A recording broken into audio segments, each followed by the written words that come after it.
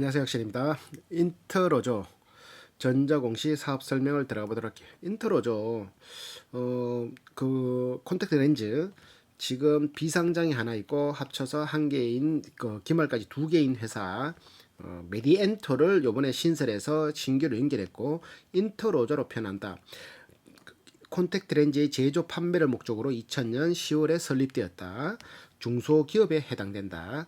자, 코스닥은 2010년 7월에 상장되었다. 이렇게 2000년 인트로조 설립, 2001년 FDA 품목 허가 폴리마콘, 자 2001년 미국 수출 개시, 자 3년 수출 유망 중소기업, 4년 기술혁신 이노비저 선정, 5년 의료기기 품질 관리 기준 적합 인증 GMP 통과했다는 거고, 7년 300만 문 수출탑, 8년 콘택트 렌즈 독일에 수출했다. 기술하면 독일인데 독일에 수출했다. 울트라수 신기술 NET 인증을 받았고, 일회용 콘택트 렌즈 클라렌을 국내 출시하고 10년에 코스닥에 상장. 그리고 10년에 1000만 불 수출탑 수상. 이 공장 12년에 설립, 12년에 2천만 불 수출탑 상장, 고용 창출 100대 기업 14년에 선정, 14년에 아시아 200대 유목기업 포브스 선정, 원데이 뷰티 렌즈 수지 그레이 런칭, 2016년 월드 클래스 300, 세계적으로 내놔도 통하겠다. 우리나라의 300개 회사, 그게 월드 클래스 300, 시총 얼마 밑으로 이렇게 걷는 게 있어요. 그래서 지금까지 쭉 떨었다. 유럽 MDDC 인증 19년도 블루라이트 차단 원데이 렌즈 런치 뭐 이런 식으로 계속. 그러고 2020년 5천만 불, 2020년 12월 월드 클래스 유공자 포상 자회사인, 2021년 6월에는 메디엔토 설립. 요렇게 자본금은 보통주 17기 107억, 이거 단위 원이네. 1170만 주인데 1290만 주가 됐다. 그러니까 220만 주 증가했잖아요. 주식수가 자본금은 53억에서 64억으로 한 11억 정도 증가했는데, 18년도에 주식 배당으로서 20만 주 증가하고, 스톡 옵션으로 3만 주 증가하고, 19년도에는 주식 배당으로 32만 주 증가하고, 22년도에는 주식 배당으로 33만 주. 그러니까 얘들이 주식을 뭐 예를 들어가 10주 가지고 있으면 한 주 준다, 이런 배당을 했는 거지.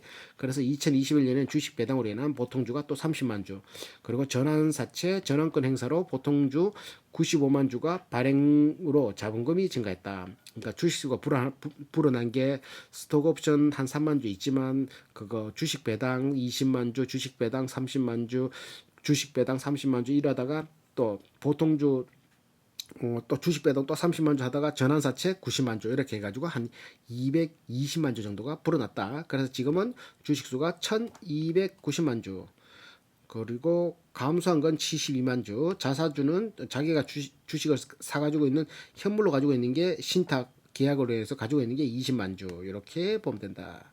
콘택트 렌즈 제조 판매를 전문 기업으로 자체 브랜드 클라렌 외에도 OEM 직접 주문자 생산 표시, ODM 직접 만들어주는 사업을 영위하고 있고, 원데이 하루 착용 렌즈와 FRP 착용 주기 2주 이상의 시장에 주력하고 있다. 기능성 렌즈 노안용이나 치료용, 난시 교정용, 블루라이트 차단용 시장에 또 진출하고 있다. 그래서 얘들이 매출이 하이드로겔 소재로 원데이 매출이 거의 58%, 476억이야. 전기는 587억이었거든.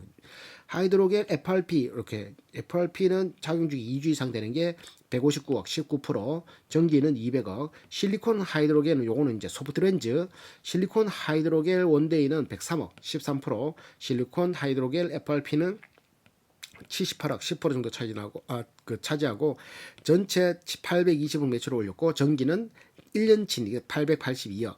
지금 공장 가동률은 75% 돌아가고 있고, 전기는 70% 돌아가고 있다. 국내 매출이 285억 정도 되고 해외 매출이 532억 정도 된다. 이걸 대충 비율로 나누면 한 34대 66, 국내 한 수출이 한 66%, 이렇게 한 60% 정도 수출 보면 되겠지.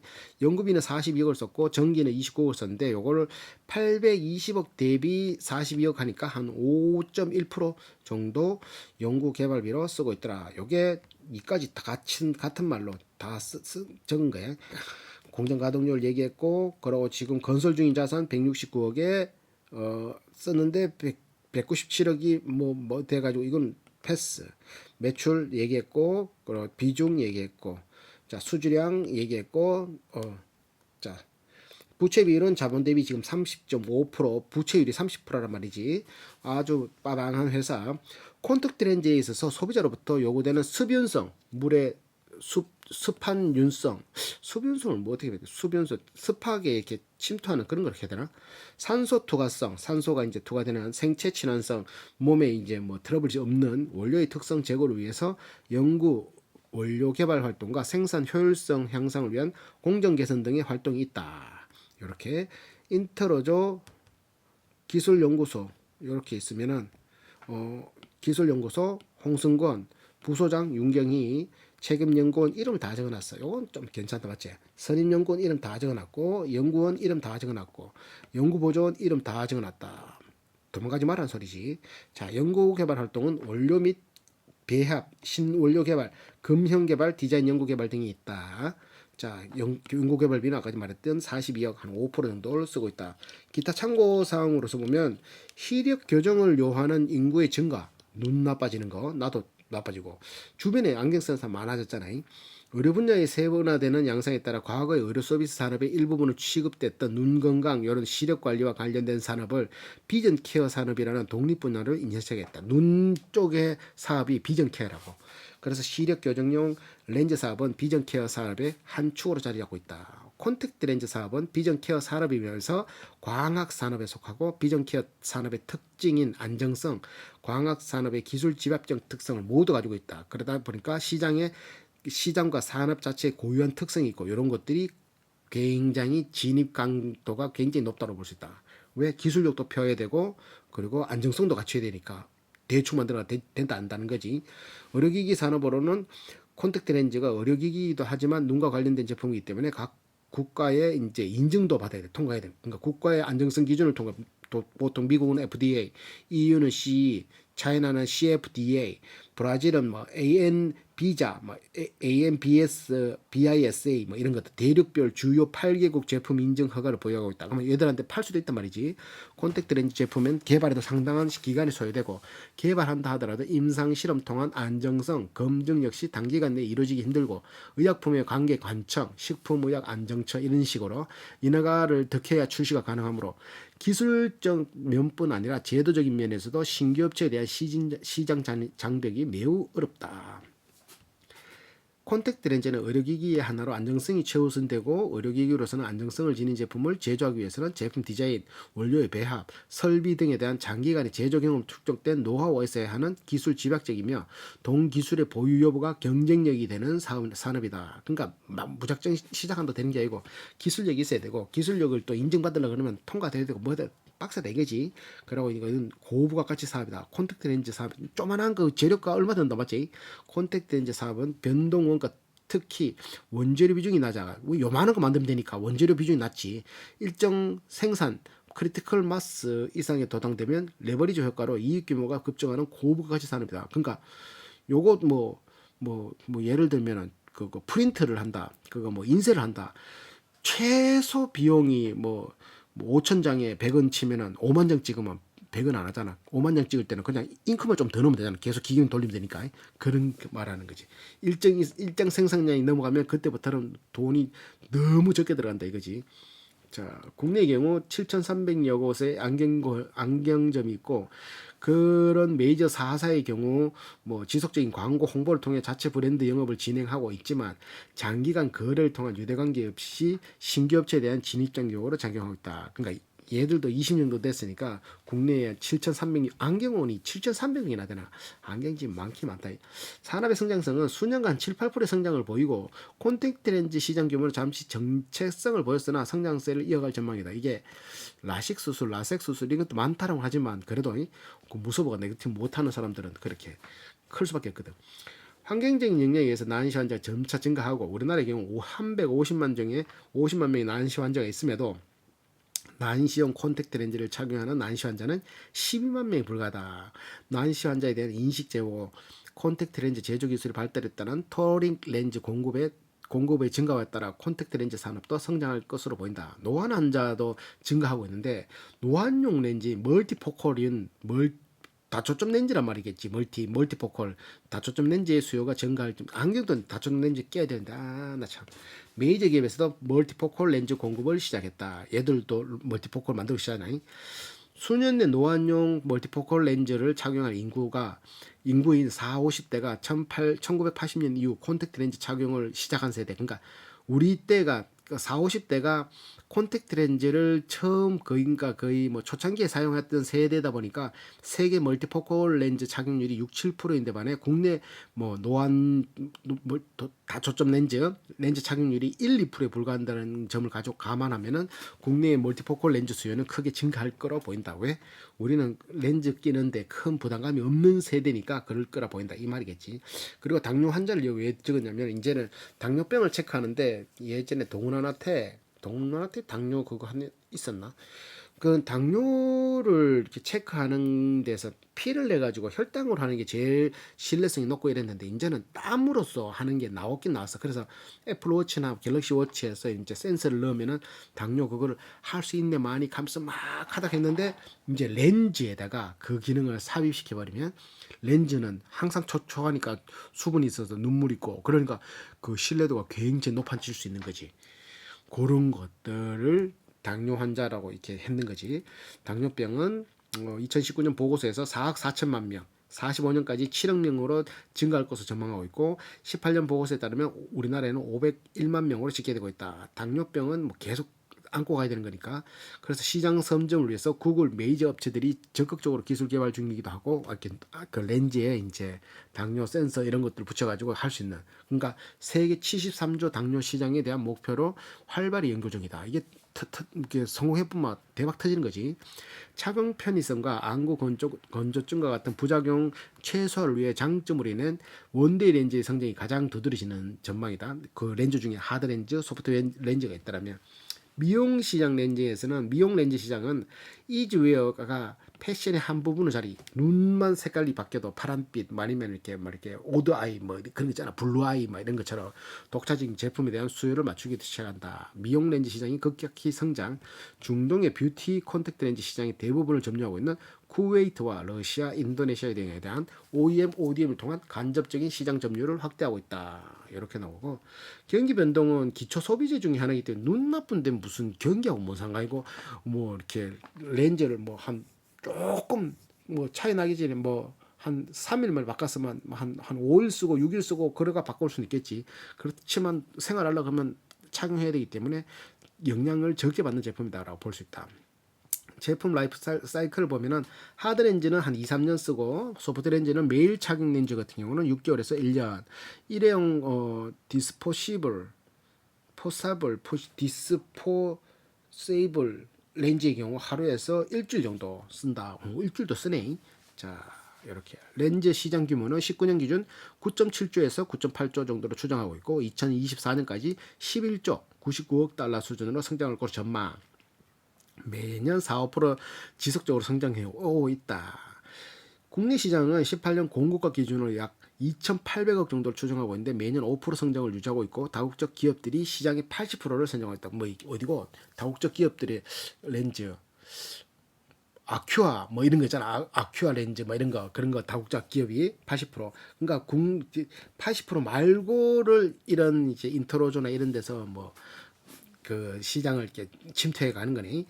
그러면 국내 콘택트는 이제 동향을 보면 2002년 44.9% 콘택트 렌즈 겸용해서 안경, 2019년 54% 증가, 2002년에서 5.8%에서 9.1% 증가, 시력 교정용 및 미용 렌즈 사용률은 매년 꾸준히 증가한 추세. 여성이 남성 비해 콘택트 렌즈 사용률이 상대적으로 높고, 그리고 콘택트 렌즈 교체 주기는 80%가 6개월 내 렌즈를 교체한다고 응답해서 원데이 렌즈 시장의 지속적인 성장 가능성을 기대할 수 있다.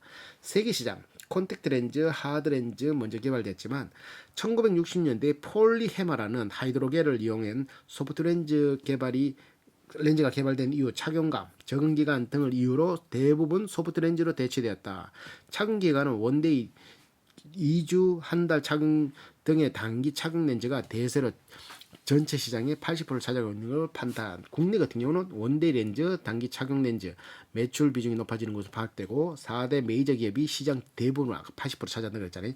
국내 주요 제조업체들도 원데이용 PB 렌즈를 출시하여 시장에서의 경쟁력이 심화되고 있다. 원데이 렌즈 경우는 전용 라인이 운영되지 않을 경우 여타의 소프트렌즈와 유사한 공정을 거치면서도 가격이 낮아 수익성 문제가 발생될 수도 있다. 할 수 있다. 원데이 렌즈가 돈이 잘 안 되는 모양이네.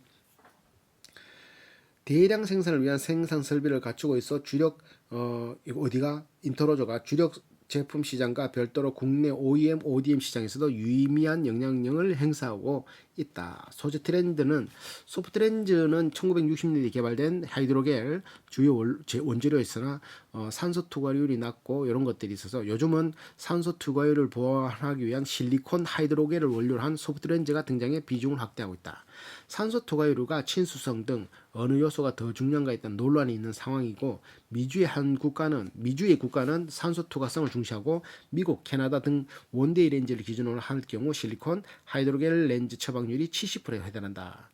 그리고 유럽 국가는 친수성을 중시하고 있고 영국, 이태리 등 경우 실리콘 하이드로겔 렌즈 처방 비율이 40%, 미국, 캐나다는 70%, 얘들은 유럽 국가는 40% 미치지 않는다. 메이저 기업들이 산소 투과성에 중점을 맞춰 제품을 개발하고 있어 산소 투과성이 높은 실리콘 하이드로겔을 원료로 한 제품이 증가하고 있고 실리콘 하이드로겔 산소 투과성은 높지만 소수성, 물을 배척하는 성질을 띠고 있어 침착 현상이 발생하는 단점이 있다. 산소 투과성과 함수율뿐만 아니라 생체 친화성이 높은 제품을 개발 중에 있다. 이렇게 이거 렌즈를 만드는 방법에는 선반 절삭법이 있고 스핀 캐스팅, 몰드 캐스팅, 세미 몰드 캐스팅 이런 게 있다. 그 선반 절삭법은 고체 상태를 놓고 돌려가 다이아몬드 천연 다이아몬드 닦고 이렇게 연마하고 쓰는 것들 하드렌즈에 주로 썼고 옛날에 제가 초창기 했던 거고 스핀 캐스팅은 돌려가지고 거기 렌즈 몰드를 이렇게 퍼지지 않게 자외선을 중합시키는 방법 합치는 방법 그리고 몰드 캐스팅 공법의 등장으로 인한 이제 잘 안 쓰는 예전까지 또 이랬었는데 이제는 몰드 캐스팅이라고 양면의 형태를 가진 내부 몰드가 외부 몰드를 만들고 원재료를 외부 몰드에 넣은 후 내부 몰드를 그 위에 올려놓음으로써 콘택트 렌즈를 성형하는 방법. 이게 지금까지 가장 많이 쓴다.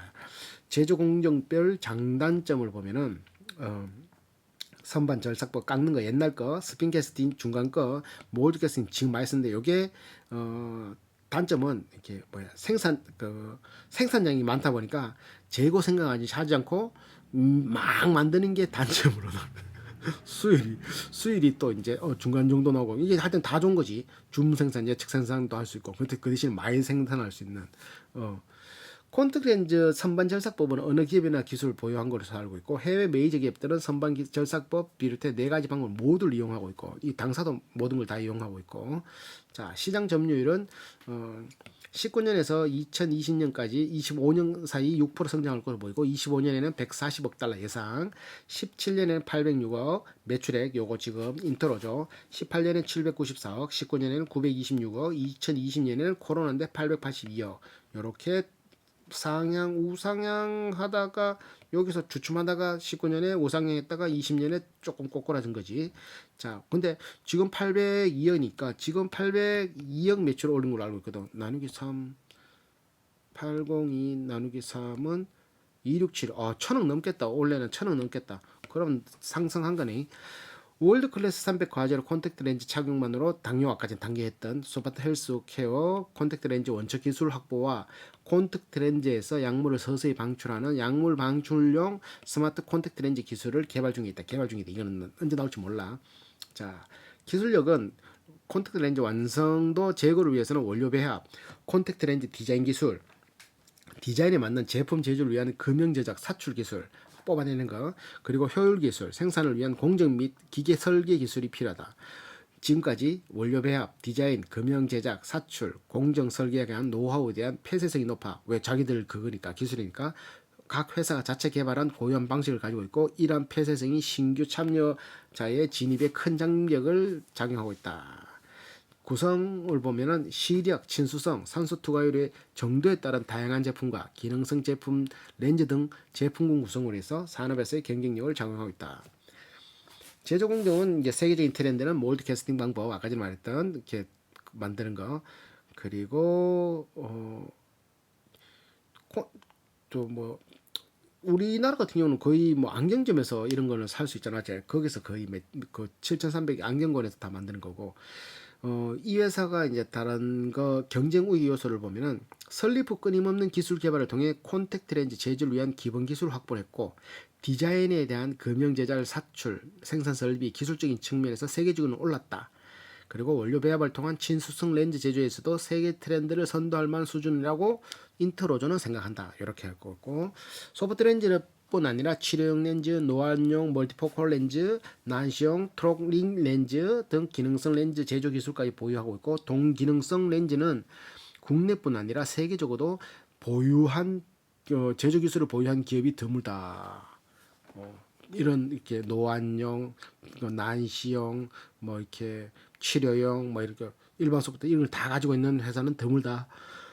그러니까 다양성 측면 아니라 기술력에서도 당사가 우위에 있음을 의미한다. 이렇게 하고 있고, 뭐 영업적 우위나 뭐 이런 거는 그 보유한 경쟁 우위는 개별적 요인의 것이 아니라 지속적인 연구 개발 통해 습득하게 되어서 계속 연구해서 습득한 거라 가지고 원가 경쟁력, 영업 그 기술적 우위가 원가 경쟁력이 영업력의 총체로 볼 수 있고, 향후에도 많은 기업이 콘택트 렌즈 시장에 진입과 성장을 위해 노력할 것으로 보인다. 당사와 같은 경쟁력을 가진 기업은 단시간 내에 나타날 가능성은 희박을 제대로 하되 자기들도 20년 정도 걸렸으니까 단시간 내에 나올 업체는 희박할 것으로 보인다. 이렇게 하고 있다.